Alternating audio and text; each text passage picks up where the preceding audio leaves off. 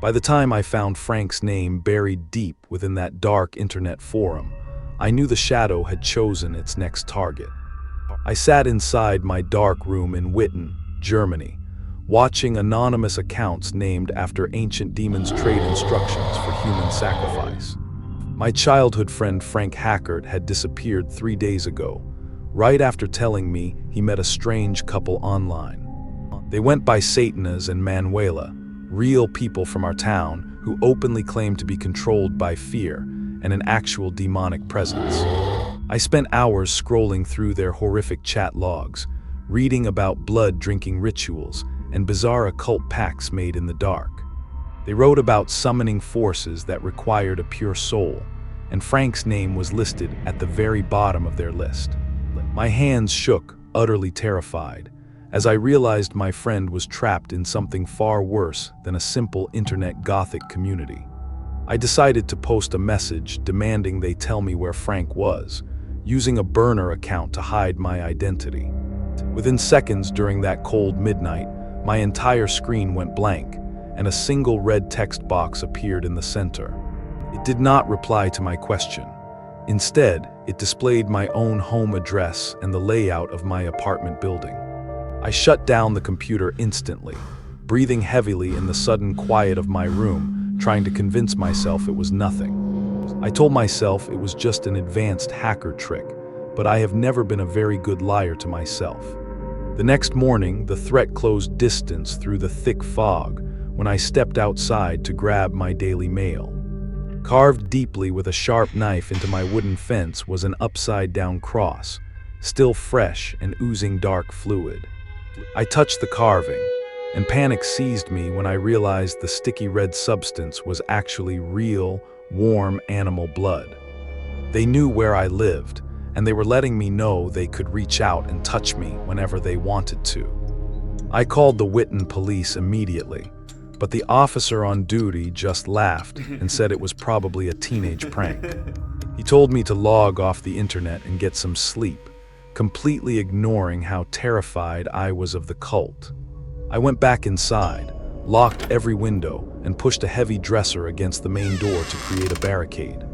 By evening, a severe autumn storm broke over the city, the thunder echoing across the valley like a series of explosions. The heavy rain began to pound against the glass, drowning out all the normal sounds of the neighborhood outside my house. I sat on my bed in absolute silence with a heavy iron tool in my lap, staring blankly at the bedroom door. Suddenly, at exactly midnight, the lights flickered twice and then died completely, leaving me sitting alone in total, suffocating pitch blackness. My heart pounding against my ribs, I listened to the house settle, praying the storm wouldn't damage the roof anymore. Then, above the howling wind, a sudden crash echoed as the heavy wood of my front door finally gave way. Someone had forced their way inside, their footsteps echoing loudly as they bypassed my heavy wooden barricade like it was thin paper. Driven by pure panic, I didn't think twice. I just slid into the tiny closet, pulling the wooden doors shut quietly.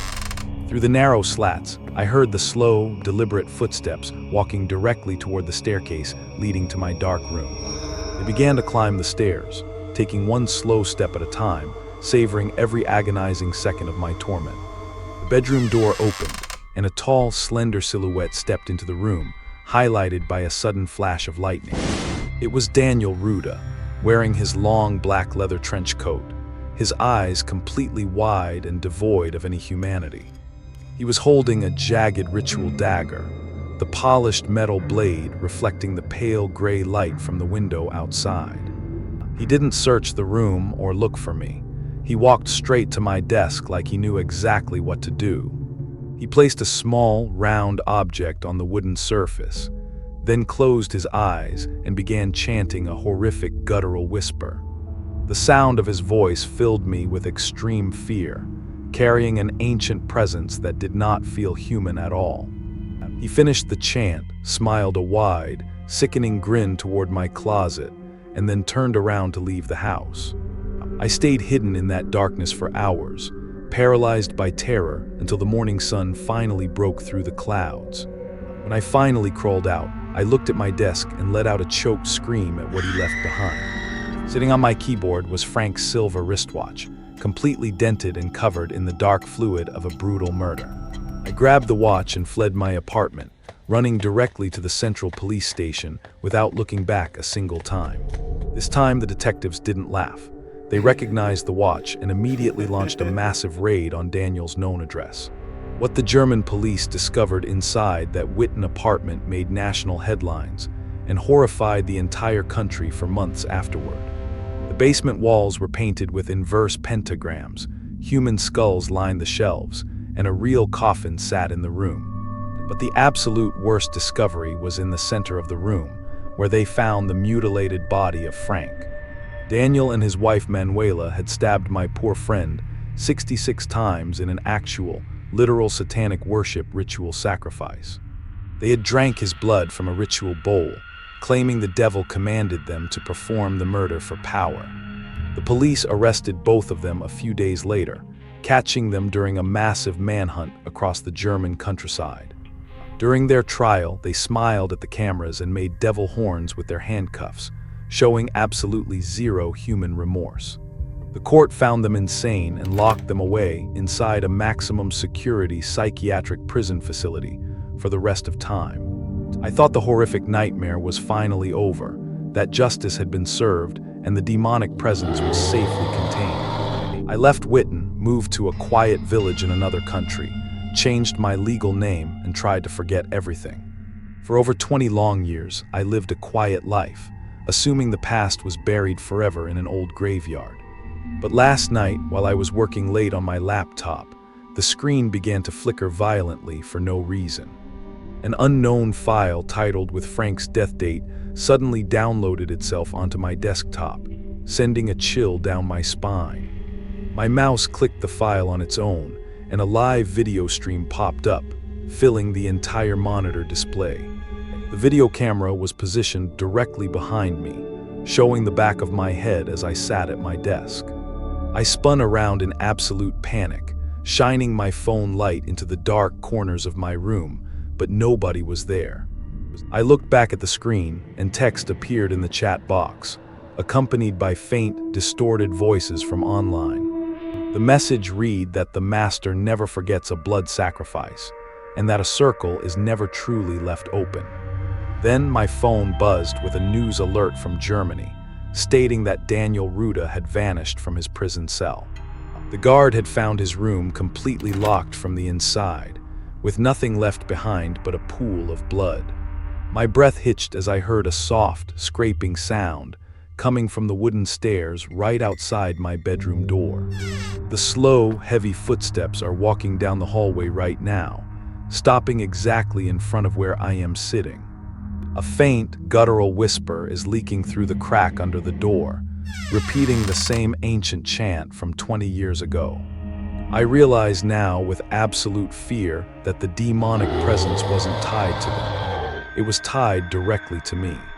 The door handle is starting to turn very slowly, and the wooden frame is beginning to groan under massive pressure. There are no locks left that can save me from the unholy entity that has tracked me across the world.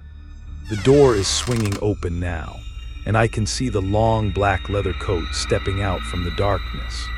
It is smiling at me with those same glassy eyes, holding the sharp ritual blade high in the cold air.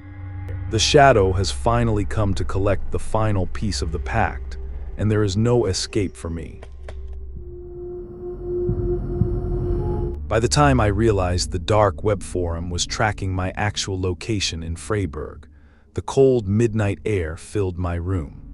I always thought those eerie onion sites hosting old demonic rituals were just elaborate internet hoaxes designed to scare gullible tech students. But what I uncovered deep within that encrypted network changed my life forever, leaving me completely terrified of the true occult underground. It started on a freezing November evening when I stumbled upon a restricted forum titled The Black Pilgrimage of the Schwarzwald Forest. The users posted coordinates to remote clearings in the German woods, claiming they were summoning something ancient and completely malevolent under darkness. An anonymous administrator named Sanguis uploaded low-resolution videos of hooded figures chanting around a massive, roaring fire in the deep woods.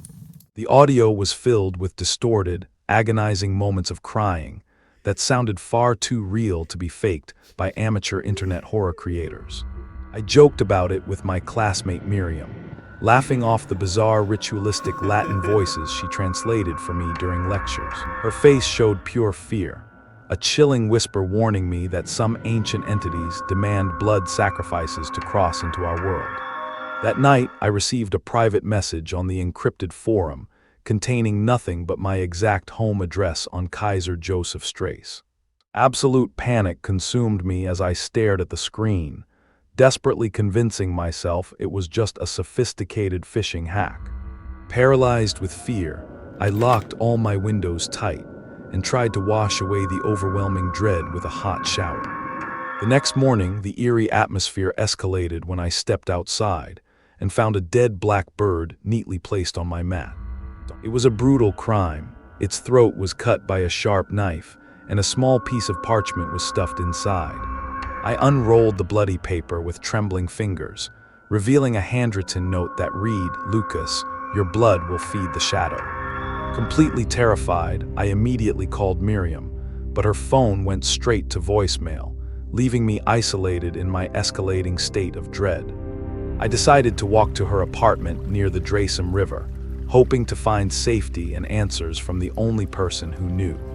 The autumn fog was incredibly dense, swallowing the narrow cobblestone streets of Freiburg and reducing my visibility to just a few feet. Suddenly, I heard heavy, rhythmic footsteps echoing right behind me, matching my pace perfectly as I hurried through the dark alleyways. I whipped around, but the absolute darkness revealed absolutely nothing, leaving only the sound of my own frantic, ragged breaths in the air. When I reached Miriam's building, the front entrance was completely ajar, swinging lazily in the freezing wind with a low groan. I crept up the dark steps, calling her name into the silence, but the only response was the steady dripping of water. Her apartment door was open, and the dark interior was entirely hidden in shadow, with occult symbols painted coarsely on the walls. A foul stench from the basement hung heavily in the air, making me gag as I searched the empty, desecrated rooms. On her desk, her laptop was still running that eerie dark web forum, with a live video broadcast currently playing on screen. My eyes widened in absolute horror as the camera panned across a stone altar hidden deep inside an old, abandoned forest clearing. Miriam was tied tightly, surrounded by 12 figures wearing long black robes and silver goat masks that gleamed menacingly at midnight. The chat section was moving at lightning speed, with a massive crowd of anonymous users bidding thousands of Bitcoin to watch her die. The cult leader raised a sharp blade, chanting those horrific voices that Miriam had translated for me just a few days prior. I knew I had to save her, so I sprinted out of the building and drove my car directly toward the coordinates. The storm raged violently above me, water slamming against my windshield as my tires shrieked around the dangerous, winding mountain roads. Loud thunder crashed directly overhead, illuminating the twisted pines like skeletal fingers reaching out from the deep darkness to grab me. I parked the car haphazardly near a dirt trail, killing the engine before plunging headfirst into the dense, black wilderness. The mud sucked at my boots, slowing me down as the distant sound of rhythmic, deep voices began to echo through trees. I followed the horrific noise, pushing past sharp brambles in pure fear that tore at my clothes and scratched my skin. Finally, I reached the edge of the clearing and saw the giant flame of a bonfire burning right before my eyes. The air felt heavy, vibrating with an unnatural, oppressive pressure that made it incredibly difficult to draw a frantic, shallow breathing. Suddenly, the cult leader stopped chanting, turning his masked head through the night directly toward my hiding spot to expose me. All 12 masked figures turned in unison, staring through the forest as a collective, chilling whisper filled the dark clearing completely. I let out a loud scream of fear, completely abandoning any thoughts of heroism, and fled back through the woods. I could hear them chasing me through the brush, accompanied by low, guttural growls that definitely did not sound human. I fell backward down a steep embankment in pure panic, crashing against rocks, but the intense adrenaline pushed me up instantly. I reached my vehicle, threw myself inside through the dark night, and the door slammed shut as a hand hit glass. I forced the motor to life, speeding away from that cursed place while sobbing hysterically, completely broken by the horror. I drove straight to the Freiburg police station, bursting through the front entrance and screaming for help like a total madman. 2 heavily armed officers accompanied me back to the coordinates, but when we arrived, the entire clearing was completely silent. There was no altar, no bonfire, and absolutely no trace of Miriam in the darkness of that empty clearing. The detective treated me like a drug addict, warning me about making false reports before sending me back to my apartment. In absolute fear, I kept the handle locked tight, barricaded the front door with my heavy oak dresser in the corner. Days turned into weeks, and the clock ticked away as the dark web forum completely vanished from the network without trace. Miriam was officially declared a missing person, and her crying family eventually stopped calling me for updates, moving far away broken-hearted. I slowly tried to rebuild my life, convincing myself the horrific events were just a hallucination brought on by severe academic fear. But the demonic shadow never truly left Freiburg. It was just waiting patiently for the perfect moment to strike me down. Last night, a sudden, violent storm knocked out the power grid, plunging my entire apartment building into a pitch-black abyss. I sat frozen in the night, listening to the loud downpour when my phone suddenly buzzed with a text message. It was from an unknown number, containing a video file that sent a wave of intense, terrified dread down my spine. I clicked play with a trembling hand, watching an eerie video feed taken from a camera positioned inside my own hallway. The camera moved slowly toward my bedroom, revealing a tall, shadowy figure wearing a silver goat mask standing in the darkness. A loud knock echoed through the quiet apartment, shaking the heavy wood and causing my heart to stop dead in panic. Don't look through the peephole, I knew that. I walked over anyway, consumed by a morbid, deep fear that gripped me. Standing in the night was a pale ghost resembling Miriam, her skin rotting, wearing the ceremonial robes of the cult. She didn't speak, but she held up her phone, showing the live stream chat where a massive crowd was watching. The top comment was from Sanguis, stating that the final murder was finally ready to be harvested for the Dark Lord. In pure fear, the front door opened from the outside, turning completely on its own without any physical key present.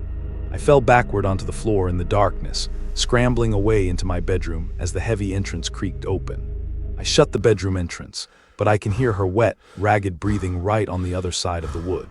She is whispering the Latin ritual words over and over, her eerie voices distorted by something completely monstrous and inhuman. My phone just buzzed again with a final text, sending me into absolute panic because there is nowhere left to hide. I look down at my hands and realize they are covered in black veins, as my heart pounding intensifies with poison. The bedroom creaking door is slowly turning right now in the darkness, reflecting that silver goat mask in my mirror. I never escaped the woods that night.